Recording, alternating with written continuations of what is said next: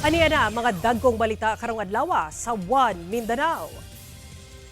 80 anyos nga lola nga patabok sa dalan.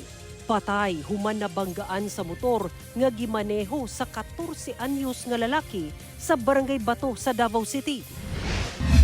Sobra gatos ka magbanay, gipabakwit tungod sa pagbaha sa pipila ka lugar sa Santa Maria, Davao Occidental ug Malalag, Davao del Sur.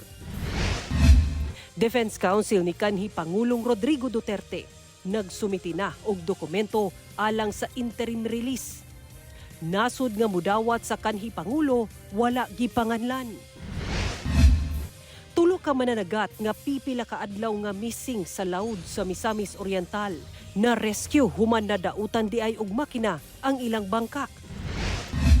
Ug bad news. Kapin piso kada litro nga usbaw sa presyo sa mga produktong petrolyo, gipaabot nga ipatuman sunod semana.